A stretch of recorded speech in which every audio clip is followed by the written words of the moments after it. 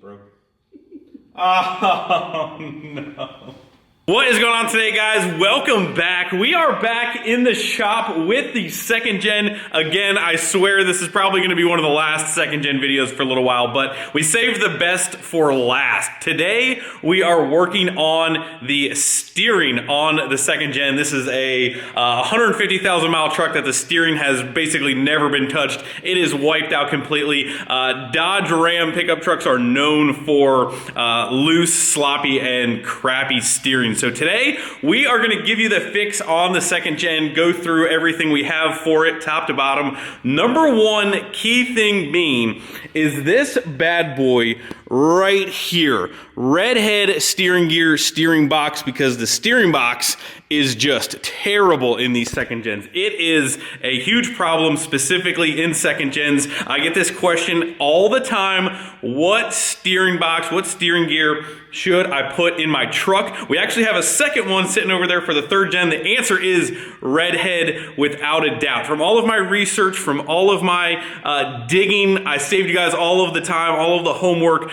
Redhead is the only way I would ever go now, knowing the information that I know. So digging in real quickly here about all of that is when you go to Napa O'Reilly's, whatever you do to get a steering box, basically you've got a box that has been sent in, that has been wiped out.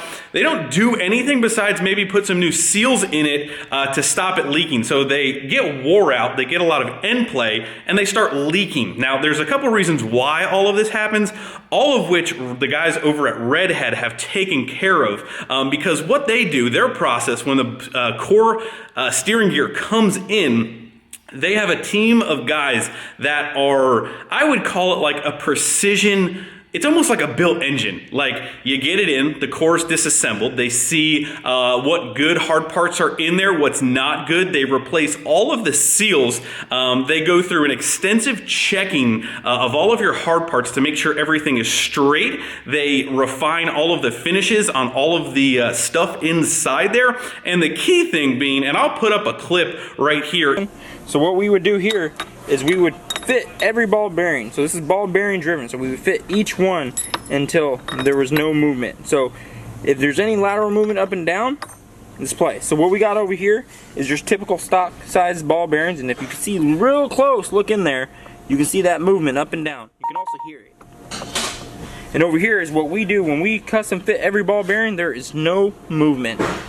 And it's also nice and smooth. Is the ball bearing, which you got ball bearings in this box, the bearing to race fitment and the shaft that goes in there, the ball bearings that are in there, they're custom fit for each and every box. So you've got an individual that actually cares about how everything gets put together, and they won't let a box go out there with any play in it. So you're guaranteed to have a box that will last a long time. The warranty on the Redhead boxes, the customer service, everything top to bottom from Redhead is exactly what you want. And also on top of that, the sector shaft right here, this shaft right here, they actually do some custom work inside here and actually put a larger seal in there to take care of a lot of second gens leak the seal right from this area. So custom machined, no end play right here. This sticker says it all. Made in the US of A.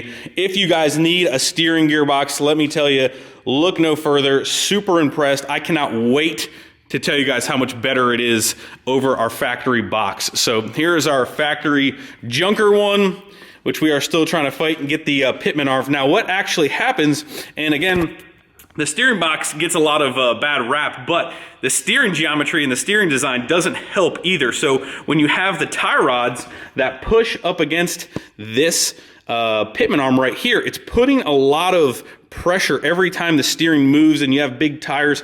It's trying to move everything inside here with it being this offset, with it being this big. That's a lot of the reason why. So that's why Redhead goes ahead and puts another seal inside there to hopefully help that. They also sell the steering box braces, which do also help on top of that, keeping that shaft straight and not from moving. So I want to try and put up a little clip, like I said, check that out from the guys over at Redhead. But 10 out of 10 would recommend this.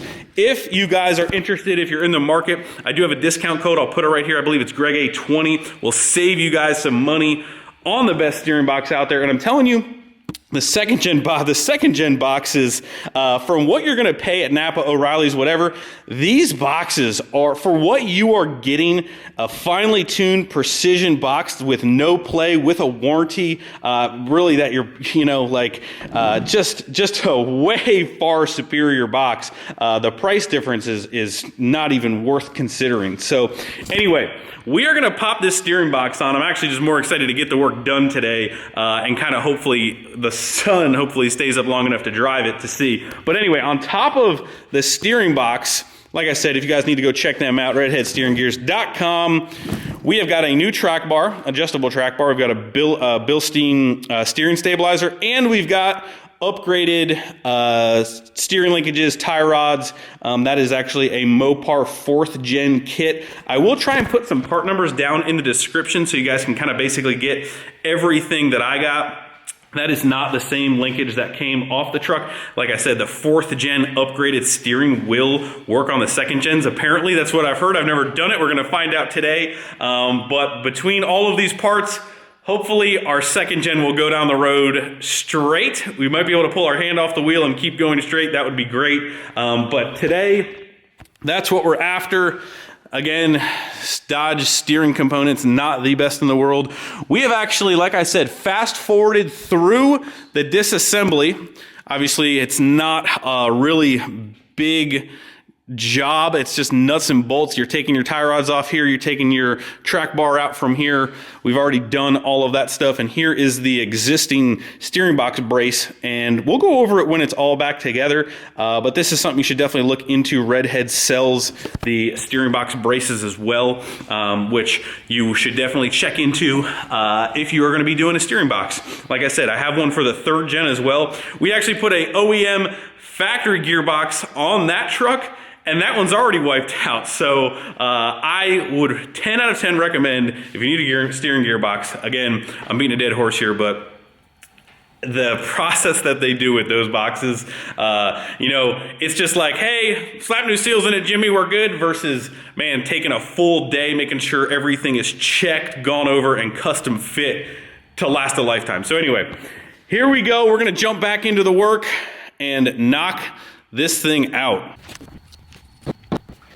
All right, well, the old pitman arm, you know, just did not want to play ball. So we decided to go ahead and get a brand spanking new one. It's kind of refurbished.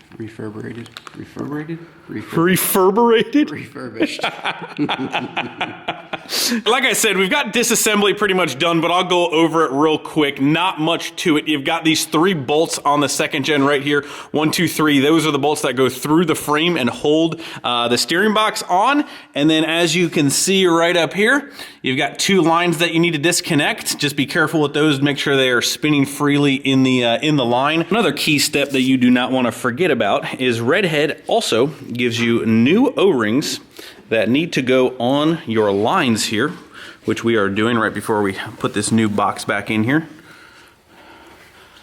Make sure those O-rings make their way onto the lines. Don't reuse the old ones. That would not be good. You don't want to have any leaks or any air entering the system. So make sure you put those bad boys on there.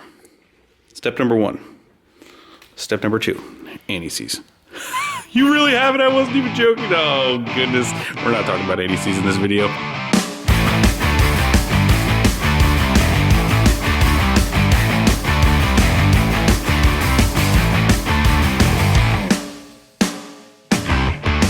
New steering box installed. We went ahead and put the lines on first. It's a little easier to do that before you go ahead and tighten it up all the way into position. But one other thing that I forgot to mention in the beginning, before you get your Redhead steering box each steering box is actually put on a test stand and tested and pressurized, and make sure that by the time it gets to you, you're not going to have any issues, any leaks, any problems, any adjustments that they need to do to the box gets done on a test stand and then sent to you. So not only is it the Rolls Royce of steering boxes, they actually test them out before they send them to you. That way you're good to go. So just wanted to make sure you guys knew that little detail as well.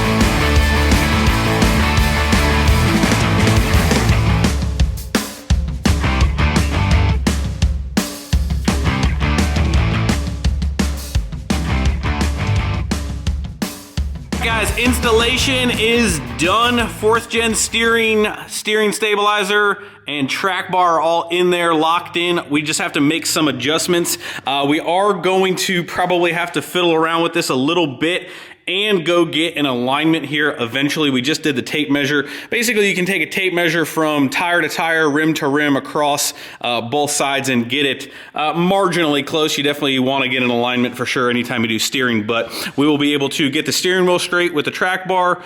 Axle centered with the track bar, and the steering wheel straight with this drag link. But we got the redhead steering box all done, and got the steering box stabilizer in there and done. We just need to grease everything up, but installation is done, looking good. All right, last step. Everything is adjusted. We're just filling up with some AMSOIL ATF, and we're gonna bleed all of the air out. So the way that we have done this before is, before you start the truck or anything else, get the front tires off the ground, start moving your steering wheel back and forth with the cap off until you see no bubbles, then start the engine and continue to kind of move the wheels back and forth. It does take a little bit of time. You definitely need a little bit of patience to get all the air out of here, but it's not too bad. But definitely get the wheels off the ground with jack stands, with lift, whatever. That's the easiest way to kind of rotate the gear around and make it all nice and happy, right? Happy.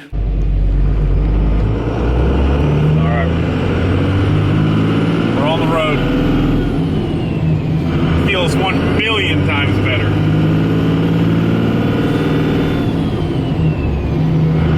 No more second Jenny? No second Jenny. Look at that. No second Jenny. You can drive with one finger.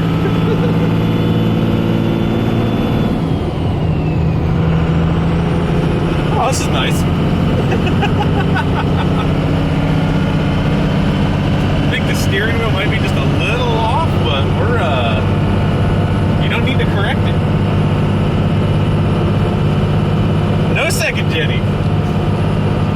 I don't know if it's quite 4th gen, but it is completely manageable now.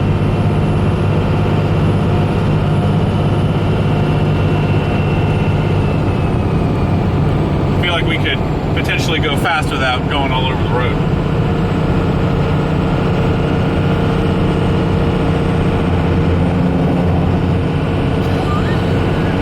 We could go on the highway without a seatbelt on. Yeah, we might be able to actually drive on the highway now.